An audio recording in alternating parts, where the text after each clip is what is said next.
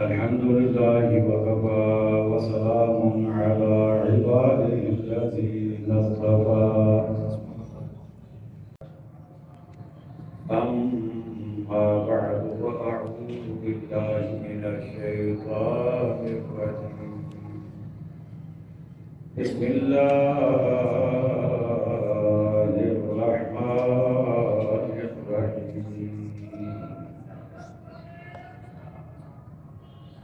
إن الذين يكتمون ما أنزل الله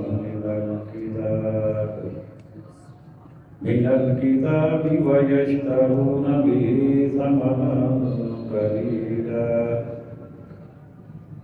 ثمنا قليلا أولئك ما يأكلون في بطونهم إلا النار ولا يكلمهم الله يوم القيامة ولا يزكيهم ولهم عذاب أليم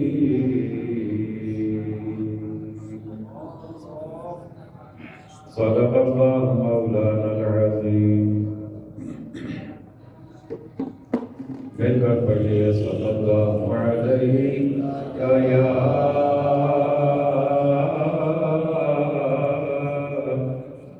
رسول اللہ وسلم علیہ یا حبیب اللہ پھر پڑھیے صلی اللہ علیہ یا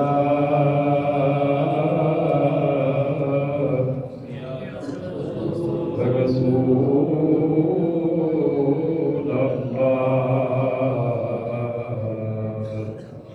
وسلم علیہ یا حبیب اللہ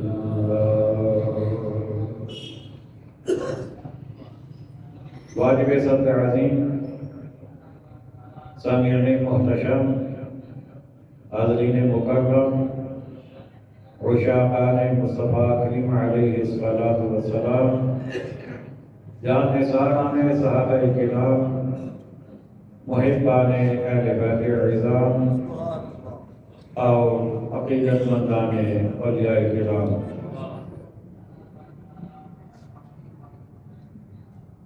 ارشاد ربانی ہے ان الذين يكتمون ما انزل الله من الكتاب ويشترون به ثمنا قليلا فرمایا وہ لوگ وہ جو چھپاتے ہیں اللہ کی اتاری کتاب وَيَشْتَرُونَ بِهِ ثَمَنًا قَلِيلًا اور اس کے بدلے ذلیل قیمت لے لیتے ہیں أُولَئِكَ مَا يَأْكُلُونَ فِي بُطُونِهِمْ إِلَّا النَّارَ وہ اپنے پیٹ میں آگ ہی بھرتے ہیں وَلَا يُكَلِّمُهُمُ اللَّهُ يَوْمَ الْقِيَامَةِ اور اللہ قیامت کے دن ان سے بات نہ کرے گا وَلَا يُزَكِّيهِمْ اور نہ انہیں ستھرا کرے وَلَهُمْ عَذَابٌ أَلِيمٌ اور ان کے لیے دردناک عذاب ہے اس آیت کریمہ میں یہودیوں کا ایک طرز عمل اللہ تعالیٰ نے بیان فرمایا کہ یہودی ایسے لوگ ہیں کہ جو اللہ کی اتاری ہوئی کتاب کی باتوں کو چھپاتے ہیں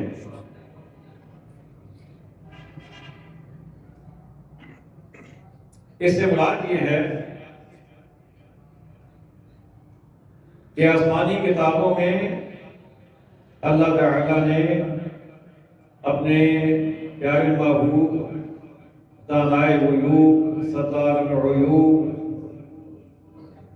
جناب محمد الرسول اللہ صلی اللہ تعالی علیہ وآلہ وسلم کی جو عظمتیں اور جو شانیں بیان فرمائیں تورات میں، زبور میں، انجیل میں، ان کتابوں کے ماننے والے اور انہیں پڑھنے والے ان کے علماء عظمت مصطفیٰ کو چھپاتے تھے، ظاہر نہیں ہونے دیتے تھے۔ وجہ کیا تھی؟ انہوں نے اپنی کتابوں میں یہ باتیں پڑھ رکھی تھی کہ ایک نبی تشریف لائیں گے جو نبی آخر الزمان ہوں گے، جو آخری نبی ہوں گے، ان کی امت آخری امت ہوگی، ان پر نازل ہونے والا کلام آخری کلام ہوگا، وہ بڑی عظمتوں والے، بڑی شانوں والے ہوں گے۔ تو انہوں نے اپنے دل میں یہ سوچ رکھا تھا کہ وہ نبی بنی اسرائیل میں سے ہی آئیں گے۔ بنی اسرائیل ایک قوم ہے جو حضرت یعقوب علیہ السلام کی اولاد ہے، اور بنی اسرائیل میں بہت سارے انبیاء آئے، حضرت موسیٰ علیہ السلام، حضرت عیسیٰ علیہ السلام، حضرت ہارون علیہ السلام، یہ سارے نبی بنی اسرائیل میں سے تھے۔ تو ان کا خیال یہ تھا کہ ہم بھی بنی اسرائیل میں سے ہیں اور وہ نبی بنی اسرائیل میں سے ہی آئیں گے۔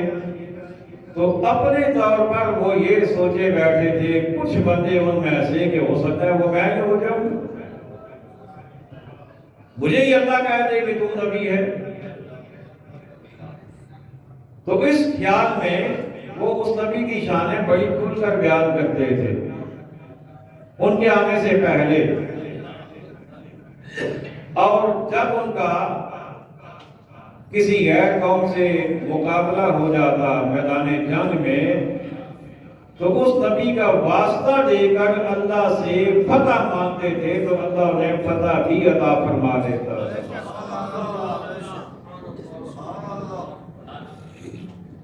یستفتحون علی الذین کفروا، کافروں پر اس نبی کے وسیلے سے فتح مانگتے تو اللہ انہیں فتح عطا فرما دیتا تھا۔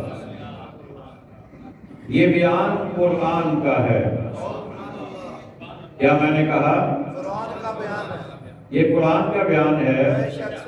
اب اگلی بات میری ہے، سبحان اللہ، بے شک آپ کی توجہ ہو تو وہ بات آپ کی گوش گزار کروں۔ سبحان اللہ، بے شک بے شک۔ جس نبی کے دنیا میں آنے سے پہلے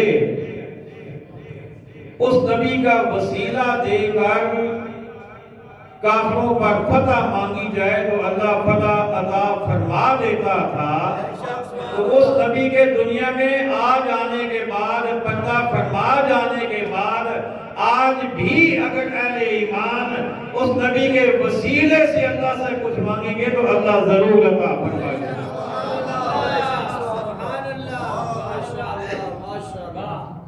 اللہ ضرور عطا فرمائے گا۔ وہ آقا علیہ الصلوۃ والسلام کے کلمہ پڑھنے والے نہیں تھے، ابھی آقا تشریف نہیں لائے تھے، وہ یا ایھا الذین آمنوا میں شامل نہیں تھے، وہ یا بنی اسرائیل میں شامل تھے۔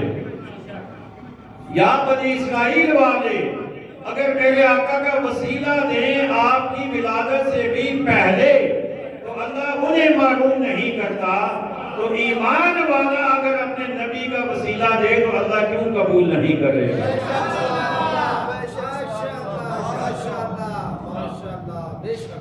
اب ہوا کیا؟ وہ اپنے آپ کو تیار کر کے بیٹھے تھے، کہ جی ہو سکتا ہے میں ہی وہ نبی ہو جاؤں، مجھے ہی حکم مل جائے، میرے اوپر ہی وہی آ جائے۔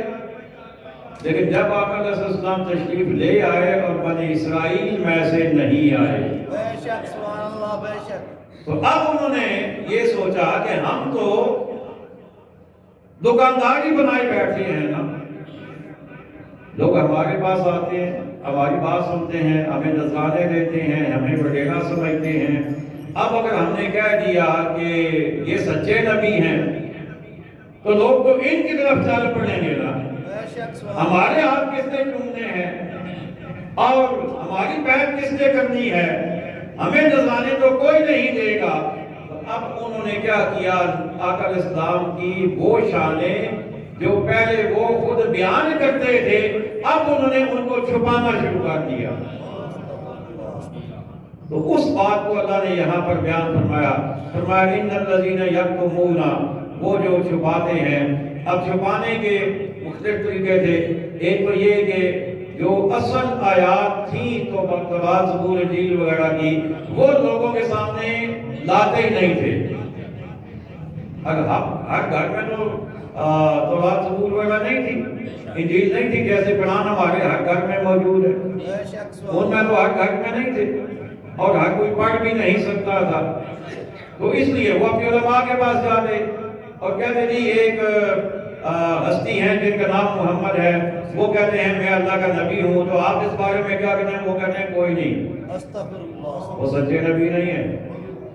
چھپاتے تھے ان آیات کو، ان آیات کے مفہوم کو، ان آیات میں خلل ملل کر دیتے تھے یا سرے سے ہی ان آیات کو بدل دیتے تھے۔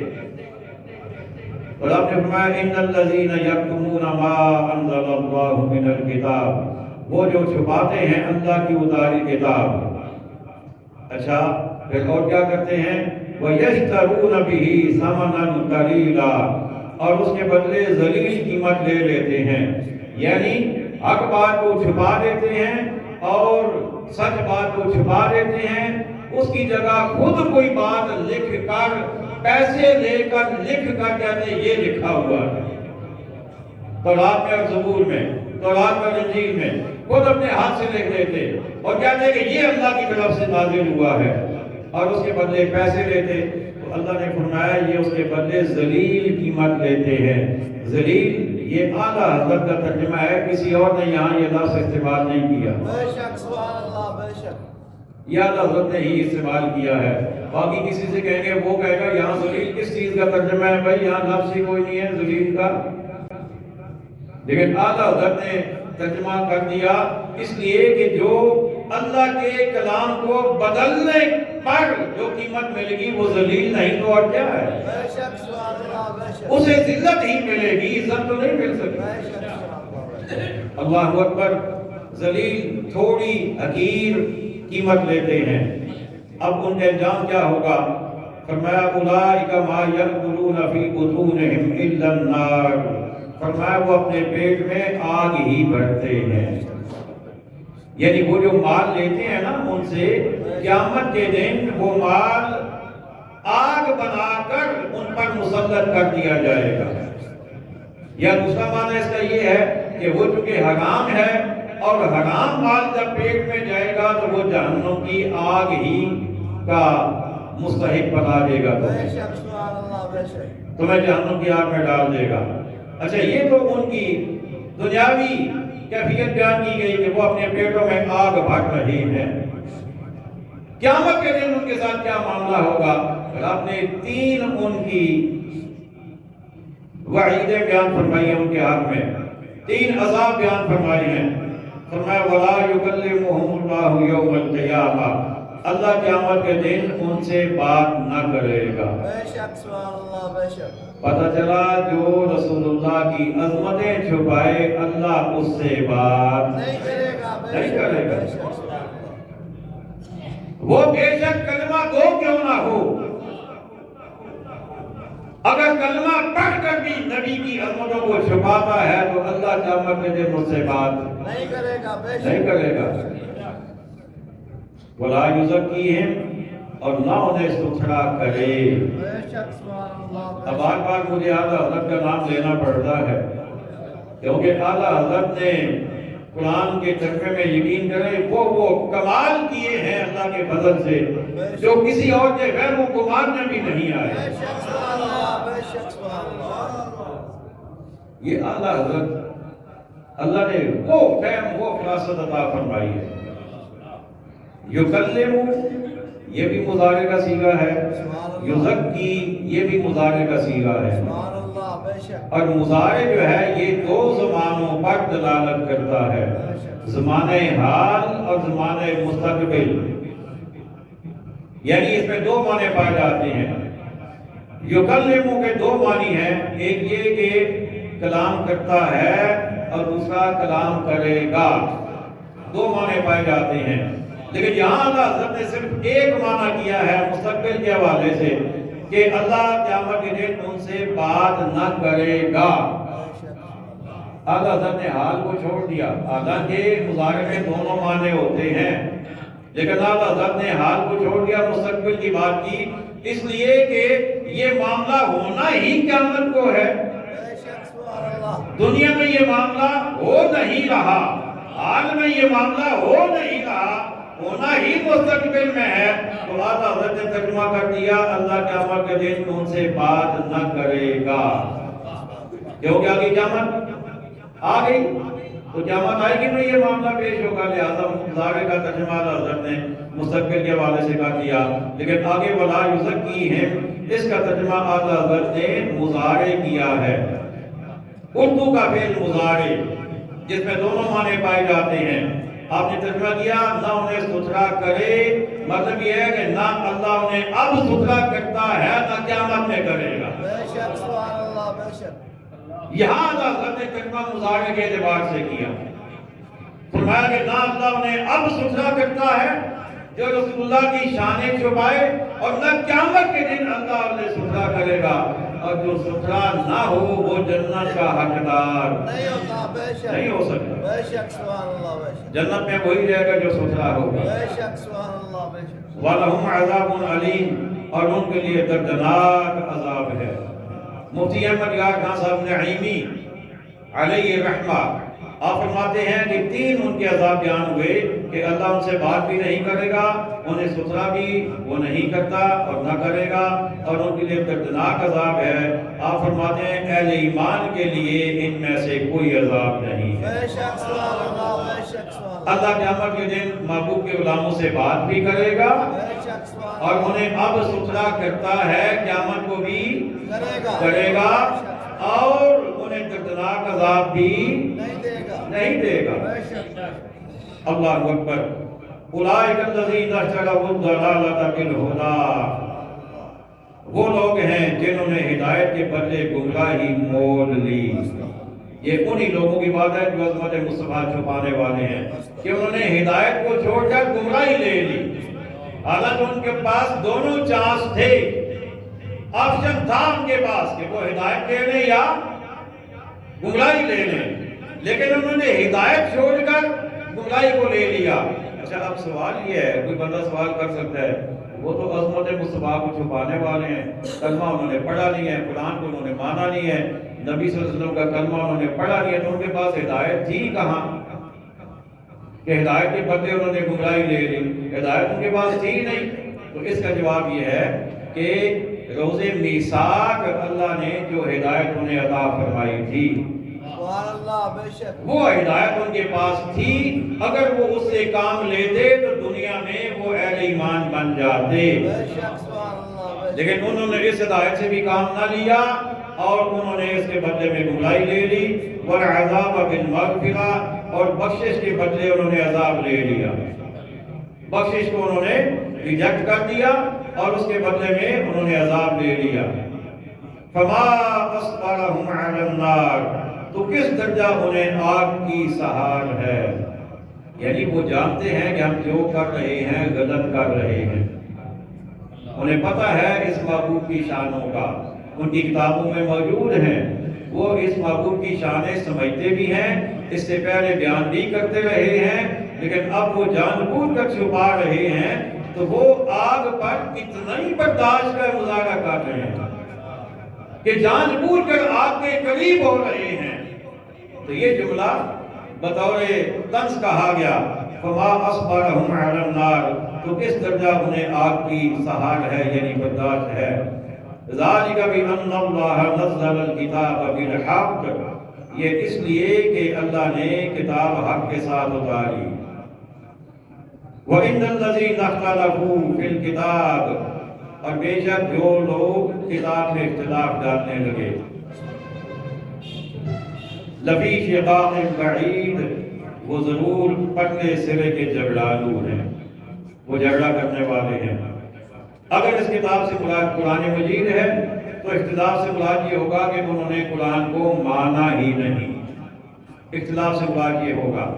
اگر اس سے مراد تورات اور انجیل ہے تو اس کتاب سے پھر مراد اس جملے سے یہ ہوگا کہ وہ جانتے تو ہیں اس کتاب کو اور پڑھتے بھی ہیں لیکن چھپاتے ہیں ان شانوں کو، لہذا وہ اختلاف کرنے والے ہو گئے.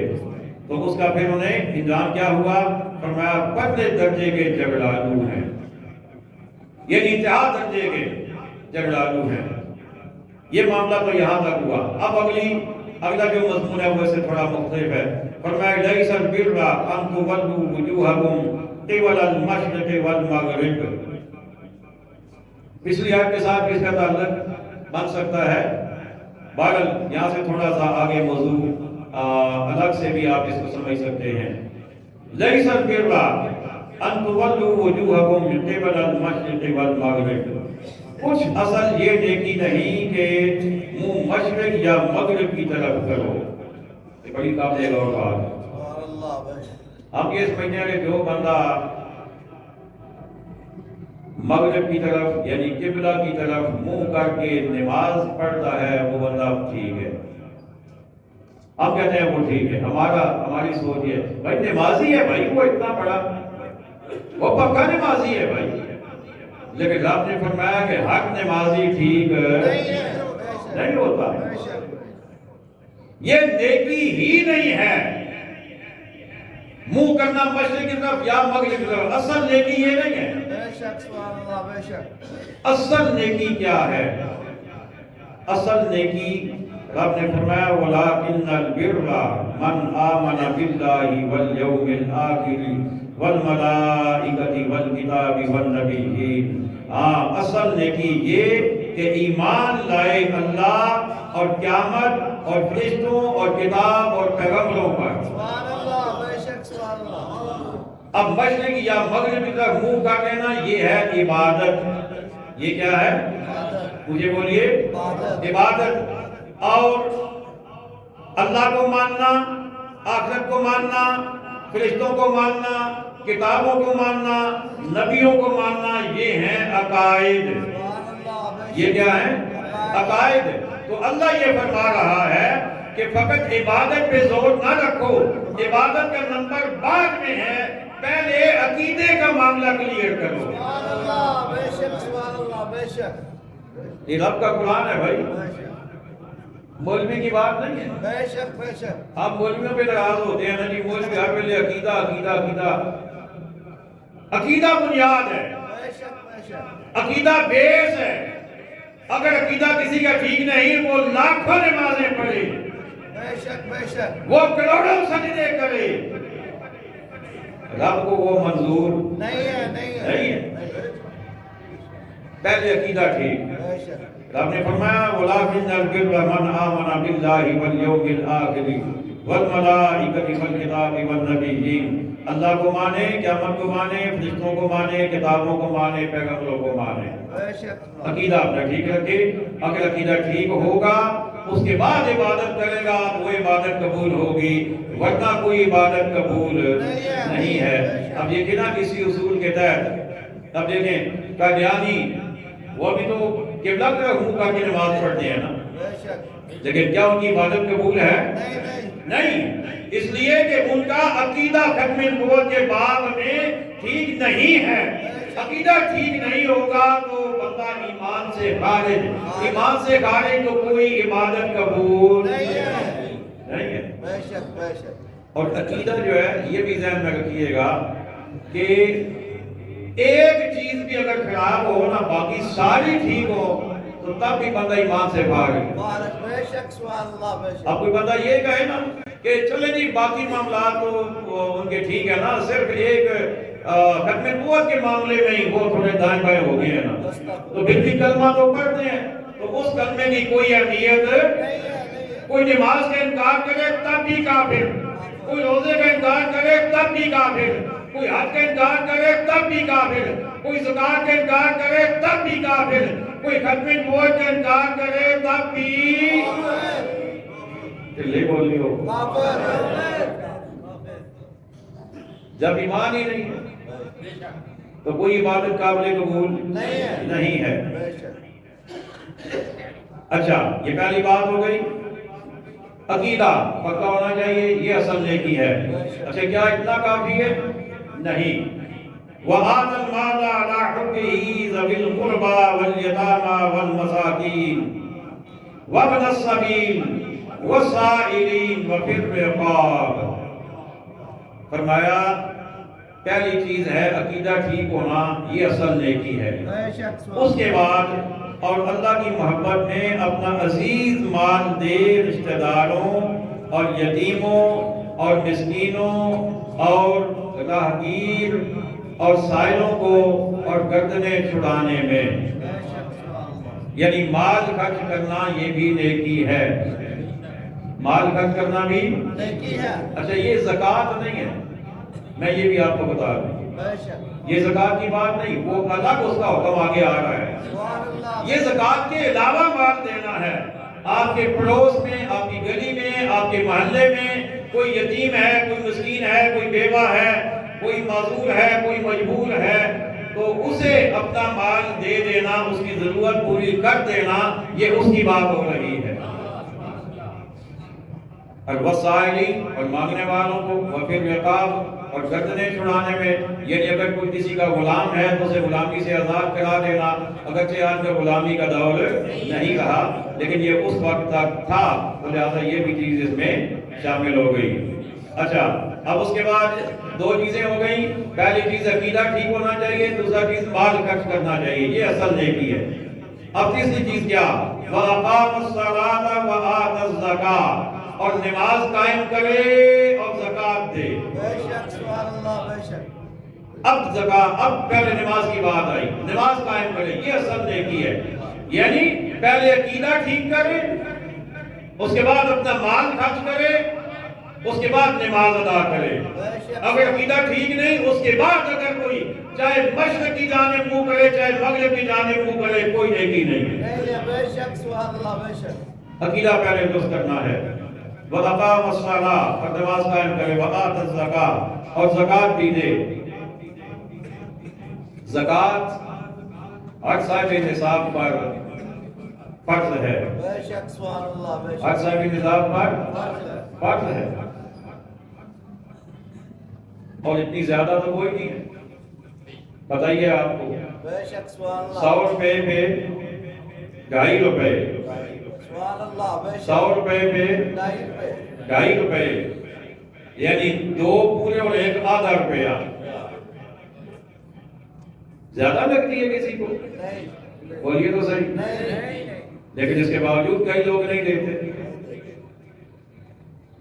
کہتے ہیں جی اپنے وہ بینک میں جا کے اپنا عقیدہ ہی بدلوا دیتے ہیں زکات سے بچنے کے لیے۔ استغفر اللہ استغفر اللہ۔ لیکن زکات سے مال کم نہیں ہوتا، بڑھتا ہے بے شک، بڑھتا ہے، پاک ہوتا ہے۔ زکات کا لفظ ہی پاکیزگی سے نکلا ہے، یعنی آپ زکات دیں گے آپ کا مال پاکیزہ ہو جائے گا، اور پاکیزہ مال جو ہوتا ہے وہ تباہ نہیں ہوتا، بے شک سبحان وہ اللہ۔ چوری نہیں ہوتا، وہ لوٹا نہیں جا سکتا، اسے آگ نہیں جلاتی۔ ہاں اللہ آپ کے درجے بلند کرنا چاہے تو پھر آپ کی آزمائش ڈال دے، وہ الگ بات۔ کبھی کبھی اللہ درجے بلند کرنے کے لیے بھی بندہ مومن پہ آزمائش ڈال دیتا ہے۔ بے شک سبحان اللہ بے شک۔ تو فرمایا وَآتَى الزَّكَاةَ، اور زکات دے۔ اچھا اور کیا کرنا ہے؟ وَالْمُوفُونَ بِعَهْدِهِمْ إِذَا عَاهَدُوا، اور اپنا قول پورا کرنے والے جب عہد کر لیں، عہد کریں، اللہ بے شک یعنی جب وعدہ کریں تو وعدہ پورا کریں، یہ نیکی ہے۔ ہم کیسے وعدے کرتے ہیں؟ ہم ٹالنے کے لیے وعدے کرتے ہیں اور ساتھ انشاءاللہ بھی کہہ دیتے ہیں، اور دماغ میں پتہ ہے کیا ہوتا ہے؟ اسی وقت ذہن میں شرارت موجود ہوتی ہے کہ جب ہم کسی بندے کو ڈائریکٹ نہ کر سکتے کسی بات سے، تو ہم کہتے ہیں انشاءاللہ۔ ذہن میں یہ ہوتا ہے کہ اللہ نے چاہا تو، اور بعد میں کہیں گے اللہ نے نہیں چاہا، تو یہ بالکل غلط ہے، 100% غلط ہے۔ انشاءاللہ کا یہ قطعاً یہ استعمال نہیں ہے کہ آپ جان چھڑانے کے لیے دل میں بات اور رکھیں، زبان پہ اور لائیں اور آپ انشاءاللہ کہیں، بلکہ انشاءاللہ کا معنی تو یہ ہے کہ آپ جو وعدہ کر رہے ہیں آپ اس پر اللہ کو گواہ بنا رہے ہیں۔ بے شک سبحان اللہ بے شک اس کا یہ مطلب ہے انشاءاللہ اس پہ بھی کبھی پورا لکھ کر دوں گا آپ کو، سبحان اللہ بے شک انشاءاللہ پہ۔ تو انشاءاللہ کا مطلب یہ نہیں ہے۔ بہرحال بات یہ ہو رہی ہے کہ وعدہ پورا کریں۔ اب جو خدا سے وعدہ کیا ہے وہ بھی پورا کرنا ہے، جو رسولوں سے وعدے ہوئے یہ بھی پورے کرنے ہیں، جو ہم نے اپنے دین کے بارے میں وعدے کیے یوم میثاق یا یوم العصر وہ وعدے بھی پورے کرنے ہیں، اور اپنے گلی محلے میں رشتہ داروں کے ساتھ دوستوں کے ساتھ جو وعدے پورے کرنے ہیں وہ سارے وعدے پورے کرنے ہیں۔ اور وعدہ کرنے سے پہلے باقاعدہ سوچ لینا ہے کہ میں پورا کر سکتا ہوں یا نہیں، ایسے ہی وعدہ نہیں کر دینا، اور جب کر لیا تو وہ پورا کرنا ہے۔ ہاں اگر کوئی بہت بڑی مجبوری آ جائے تو پھر پہلے اگلے بندے کو انفارم کر دیں کہ میں نے وعدہ تو کیا تھا لیکن میں معذرت خواہ ہوں، یہ مجبوری ہے، تاکہ آپ کی جان بخشی ہو جائے۔ فرمایا وَالْمُوفُونَ بِعَهْدِهِمْ إِذَا عَاهَدُوا، اور اپنا قول پورا کرنے والے جب عہد کریں، وَالصَّابِرِينَ فِي الْبَأْسَاءِ وَالضَّرَّاءِ وَحِينَ الْبَأْسِ، اور صبر کرنے والے مصیبت اور سختی میں اور جہاد کے وقت، یہی ہیں۔ یعنی یہ اوپر جتنے لوگوں کی بات ہوئی ہے نا ان کی پہچان آخر میں بتائیے کہ یہ کون ہے؟ فرمایا وہ مصیبت اور سختی میں اور جہاد کے وقت صبر کرنے والے ہیں۔ مصیبت کا مطلب یہ کہ اپنے اوپر کوئی پریشانی آ جائے، کوئی بندہ خدا نخواستہ زخمی ہو گیا، بیمار ہو گیا، ٹی بی ہو گیا، فالج ہو گیا، کچھ ہو گیا، اب اس پہ اللہ کی بارگاہ میں شکوہ نہیں کرنا۔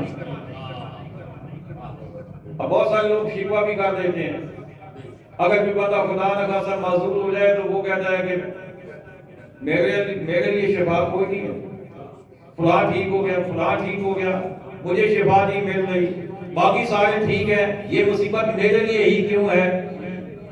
تو زبان پہ شکوہ رنج و علم نہیں لانا، صبر کرنا ہے۔ اور سختی کا مطلب یہ ہے کہ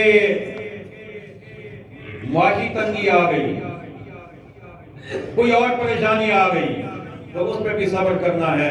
وحین الباس، اور جہاد کے وقت بھی صبر سے کام لینا ہے، میدان جنگ سے بھاگنا نہیں ہے، میدان جنگ سے غیر فرار اختیار نہیں کرنی، اپنے اوپر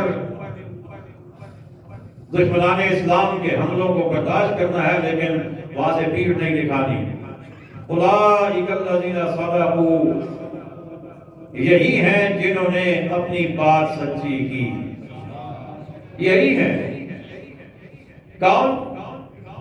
جن کا عقیدہ بھی ٹھیک، جو مال بھی خرچ کرتے ہیں، جو نماز بھی ادا کرتے ہیں، جو زکوٰۃ بھی ادا کرتے ہیں، جو وعدے بھی پورے کرتے ہیں، اور جو تنگی پریشانی اور جہاد کے وقت صبر بھی کرتے ہیں، رب کہتا ہے یہی سچے ہیں۔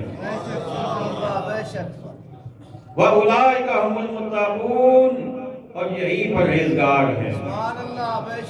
اگر دیکھنا چاہیے نا، اگر دیکھنا چاہیں کہ پرہیزگار کون ہے، متقی کون ہے، تو یہ ساری کوالٹیز اس میں پائی جائیں تو وہ بندہ متقی اور پرہیزگار ہے۔ اگر ان میں سے کوئی ایک بھی نہیں ہے، مسنگ ہے، تو وہ بندہ پرہیزگاری کا دعویدار نہیں ہو سکتا اور پرہیزگار نہیں سمجھا جا سکتا۔ تو فرمایا کہ اولئک هم المتقون، یہی لوگ پرہیزگار ہیں۔ حضرات اکرامی، اللہ تعالیٰ کی بارگاہ میں دعا ہے کہ اللہ تعالیٰ ہمیں عقائد صحیحہ اور اعمال صالحہ کی توفیق عطا فرمائے۔ وما علینا الا البلاغ المبین۔